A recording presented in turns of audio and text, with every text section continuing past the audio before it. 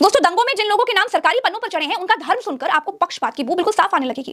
पहला नाम है असलम का बेटा अल्ताफ, अंसार अहमद का बेटा अनवर, जाहिद का बेटा तालिब, रमजान का बेटा नफीस, आमीन का बेटा नौसाद, मुनौ का बेटा सलाम बाबू, दानिश का बेटा गुलाम यश, मोहम्मद तुफैल का बेटा अनवार अशरफ, मोहम्मद अली का बेटा मोहम्मद एहसान, मोहम्मद शफी का बेटा मोहम्मद अली, नजीर अहमद का बेटा दोस्त। हे अस्सलाम वालेकुम, मेरा नाम मोहम्मद सुहेल है और आप लोगों का तहे दिल से स्वागत करता हूं अपनी इस यूट्यूब चैनल पे। तो अभी तो बहरेच वाला हत्याकांड तो सुन ही रहे हैं आप लोग, न्यूज तो हर जगह फैला हुआ है। तो उसी से रिलेटेड कुछ खबरें हैं जो आपको बताएंगे प्रज्ञा मैम, पूरा विस्तार से बताएंगे, पूरा अच्छा से समझाएंगे। चलिए तो बिना टाइम पास के हम वीडियो देखते हैं। चलिए वीडियो स्टार्ट।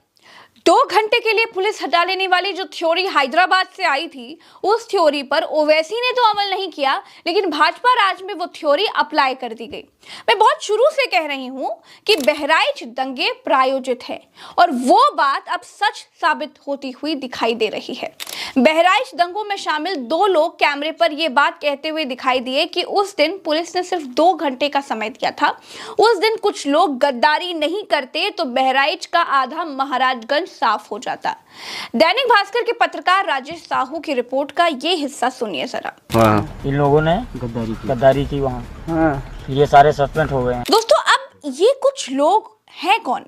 क्या पुलिस में ही वो कुछ लोग हैं? आगे जानेंगे। दोस्तों, बहराइच दंगों में शामिल लोग आगे कहते हैं कि गद्दार पुलिस वालों को हटा दिया गया है। दुनिया अब तक यही समझ रही थी कि पुलिस वालों को ठीक से ड्यूटी न करने के कारण हटाया गया है, लेकिन बवाल में शामिल लोगों का कहना का मतलब बिल्कुल साफ है कि ठीक से दंगा ना होने देने के एवज में उनको हटाया गया है। ऐसे पुलिस वालों को तो हटा ही देना चाहिए। जब 2 घंटे का समय दिया था तो फिर लाठीचार्ज करने की क्या जरूरत थी? दोस्तों, आगे दंगों में शामिल व्यक्ति कहता है कि आग लगाने के लिए कोई एक व्यक्ति तय नहीं था, जो भी आगे चल रहे थे वो आग लगा रहे थे। उसमें मुसलमानों का शोरूम, अस्पताल वगैरह वगैरह सब कुछ था और वो सब फूक दिए।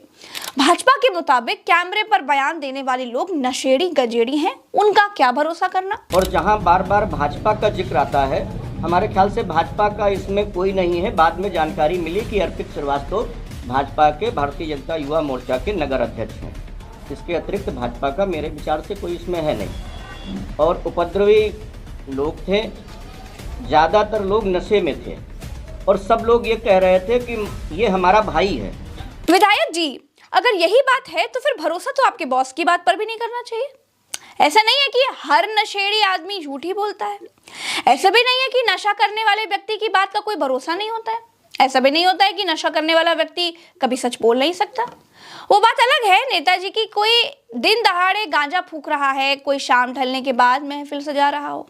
हमने तो सुना है कि नशा करने के बाद लोग झूठ नहीं बोल पाते। खैर, दूसरी तरफ अगर आपकी ये बात पर भरोसा करें कि ज्यादातर लोग नशे में थे, तो क्या दुर्गा विसर्जन अब नशे में होने लगा है? इसका मतलब नशे में मुस्लिम इलाके में बवाल किया गया या फिर नशेड़ी लोगों को दंगा करने के लिए प्लान किया गया? क्योंकि दुर्गा विसर्जन में कोई भक्त कभी शराब पीकर या फिर गांजा पीकर के तो नहीं जाता होगा। जो बात मैंने पहले कही थी और फिर मैं दोहराता हूं, उत्तर प्रदेश में दंगा कराने का काम बहराइच में अगर किसी ने किया तो भारतीय जनता पार्टी के नेता उसमें शामिल थे। दोस्तों, दंगों में जिन लोगों के नाम सरकारी पन्नों पर चढ़े हैं उनका धर्म सुनकर आपको पक्षपात की बू बिल्कुल साफ आने लगेगी।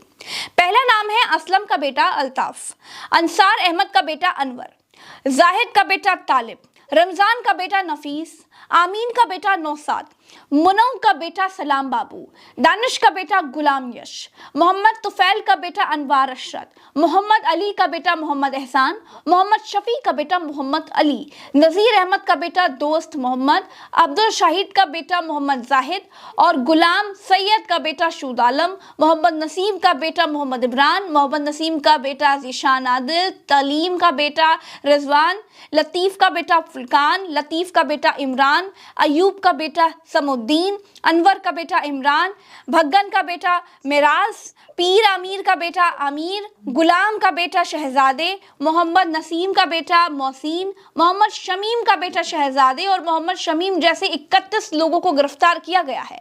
अब आप नाम देख लीजिए, ये लोग कौन हैं? इन लोगों ने आपस में डांडिया खेलकर दंगे तो नहीं कर दिए होंगे, लेकिन ज्यादातर नाम तो एक ही धर्म के हैं। किन लोगों ने गोपाल को छत पर चढ़ाया था भाई? किन लोगों ने दुर्गा पूजा में आपत्तिजनक गाना बजाया था भाई? कौन लोग थे वो जिन्होंने बवाल शुरू किया? किसी को कुछ नहीं मालूम। बहराइच दंगे के बाद एक ही पक्ष कटघरे में खड़ा किया गया है, जैसे कि दंगा सिर्फ एक ही पक्ष के लोगों ने किया हो। दंगे के बाद जैसे कि भाजपा हमेशा करती है, 23 लोगों के घर गिराने का नोटिस लगा दिया गया। मामला सुप्रीम कोर्ट पहुंच गया। सुप्रीम कोर्ट का पहले से आदेश है कि धर्म देख करके या फिर किसी घटना के बाद किसी का घर नहीं गिराया जाएगा। सुप्रीम कोर्ट ने घर गिराने की कार्रवाई को रोकते हुए कहा कि बुलडोजर चलाकर तो दिखाओ, तब जाकर बुलडोजर पर रोक लगी। न्यायमूर्ति BR गवई और न्यायमूर्ति KV विश्वनाथन की पीठ के सामने बहराइच में बुलडोजर एक्शन पर तत्काल सुनवाई की मांग की गई थी। कोर्ट ने कहा जब तक इस पर ठीक से सुनवाई ना हो बुलडोजर नहीं चलेगा। दोस्तों, जैसे ही कोई घटना होती है वैसे ही सरकार को याद आ जाता है कि गुरु घर गिराना है, और घर किसी मुसलमान का निकल आए, किसी यादव का निकल आए तो क्या ही कहने, अंधा क्या मांगे दो आंखें। भारतीय जनता पार्टी की रणनीति रही है कि लोगों को बांटो, शाम दाम दंड भेद करो और चुनाव जीतो। ये कोई नई बात नहीं है। आपको थोड़ा पीछे जाना पड़ेगा कि जिस प्रकार से उत्तर प्रदेश में 2013 का दंगा हुआ था और उस दंगे की रणनीति जो भी थी उसमें भारतीय जनता पार्टी के लोग भी पीछे से पाए गए, चाहे वो फर्जी सीढ़ी चलाने का मामला हो, चाहे तमाम दूसरे मामले हों। और इसमें जाहिर सी बात है भारतीय जनता पार्टी को उत्तर प्रदेश में ही नहीं देश में भी कहीं ना कहीं उसका फायदा मिला था। और मोदी सरकार को आने में हम मानते हैं कि 2013 के मुजफ्फरनगर दंगे का बहुत बड़ा हाथ रहा है। इसके अलावा 2017 में जो भारतीय जनता पार्टी की योगी सरकार बनी थी उसमें भी 2013 के दंगे का महत्वपूर्ण स्थान मैं मानता हूं, क्योंकि मैं मुजफ्फरनगर से ही बिलोंग करता हूं। मुजफ्फरनगर में कभी भी इस लेवल का दंगा नहीं हुआ कि दंगा गांव तक पहुंच जाए। दुर्भाग्य की बात यह है कि इस बार जो दंगे हो रहे हैं वो गांव तक पहुंच रहे हैं।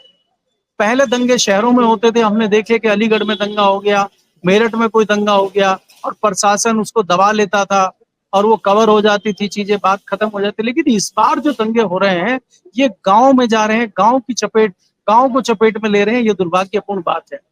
इसके अलावा हम देखते हैं कि जिस प्रकार से सत्ताधारी दल के लोगों के नाम आ रहे हैं, सत्ताधारी दल के ही विधायक और जिम्मेदार जनप्रतिनिधि ही FIR में अपने लोगों के नाम लिखवा रहे हैं, तो ये जताता है कि भारतीय जनता पार्टी की मंशा चुनाव में लेके क्या फायदा लेने की है, आप क्या करना चाहते हैं। 10 सीटों पर चुनाव है जिसमें से एक पे कानून व्यवस्था के चलते रोक लगी हुई है, 9 सीटों पर चुनाव होने हैं। और मुजफ्फरनगर की भी पीरापुर सीट है जहां पे चुनाव होना है, इसलिए मुजफ्फरनगर भी दंगे की जड़ में है। बाकी आप बहराइच में देख रहे हैं कि किस प्रकार से घटना लगातार हो रही है। सुप्रीम कोर्ट दखलंदाजी कर रहा है। सुप्रीम कोर्ट को कहना पड़ रहा है कि आप कोई बुलडोजर नहीं चलाएंगे, आप कोई एक्शन नहीं लेंगे जब तक हम कोई फैसला नहीं कर देते। तो इतनी बड़ी बड़ी बातें अगर उत्तर प्रदेश में हो रही हैं तो इसके पीछे की राजनीति और इसके पीछे का षड्यंत्र आपको समझना चाहिए। भारतीय जनता पार्टी प्रदेश ही नहीं देश में भी सरकार बनाने के लिए किसी भी हद तक जाने को तैयार है। आपने पिछले दिनों देखा हरियाणा में किस तरह के षड्यंत्र भारतीय जनता पार्टी के सामने आए। लगातार भारतीय जनता पार्टी झारखंड और महाराष्ट्र में क्या काम कर रही है। तो भारतीय जनता पार्टी किसी भी कीमत पर चुनाव जीतना चाहती है, चाहे उसके लिए उसको कुछ भी करना पड़े। और मुझे लगता है कि इस घटना को भी कहीं ना कहीं चुनाव से जोड़ के ही हमें देखना होगा। दैनिक भास्कर के रिपोर्ट में जो लोग पुलिस की मिली भगत की तरफ इशारा कर रहे हैं, क्या इसकी जांच होगी? क्या पुलिस ने जानबूझकर दंगा कराया? जब मालूम था कि गोपाल की जान बवाल में ही गई है तो फिर 5000 लोगों के साथ शव यात्रा निकलने क्यों दी गई? पुलिस की मौजूदगी में दुकानें, अस्पताल क्यों फूंक दिए गए, घर लूट लिए गए? पुलिस ने कोई कार्रवाई आखिर क्यों नहीं की? वो लोग कौन थे जो आग लगा रहे थे? उनकी गिरफ्तारी क्यों नहीं हुई? क्यों मुसलमानों के नाम ही पुलिस के रजिस्टर में भरे पड़े हैं? मुसलमानों ने अपने शोरूम, अपने अस्पताल, अपनी गाड़ियां खुद फूंक दी क्या? कौन लोग थे फूंकने वाले? दंगे वाले दिन की कहानी खुद बीजेपी का विधायक भी सुना रहा है, FIR करा रहा है, कह रहा है कि बीजेपी का नगर अध्यक्ष बवाल कर रहा था, अस्पताल से ही भड़का रहा था। लेकिन क्या कार्रवाई हो रही है? कुछ नहीं। इस बहराइच दंगे की जांच कराई जानी चाहिए। इसके पीछे नेताओं का हाथ जरूर मिलेगा और भाजपा नेताओं के नाम अभी से ही आ रहे हैं। ऐसा क्यों होता है कि जिला बदल जाता है लेकिन दंगा कराने का स्टाइल है, जो पैटर्न है, वो नहीं बदलता है? जब मैं आपके सामने वीडियो कर रही हूं ना, तभी मुजफ्फरनगर दंगों के मामले में भाजपा के पूर्व मंत्री समेत 12 लोगों के खिलाफ गैर जमानती वारंट जारी किया है कोर्ट ने। दोस्तों, भाजपा की राजनीति धर्म पर आधारित है। जब धर्म के आधार पर दो समाज आपस में बटेंगे तभी तो भाजपा की दुकान चलेगी ना, इसमें तो कोई दो राय नहीं है। वरना आप सोचिए, जो योगी आदित्यनाथ अब तक इस बात पर बड़ा कॉलर ऊंची करते थे कि उनके राज्य में एक भी दंगा नहीं हुआ, उनके राज्य में दंगे कैसे हो रहे हैं? सवाल तो बहुत बड़ा है। इस सवाल का जवाब सब जानते हैं।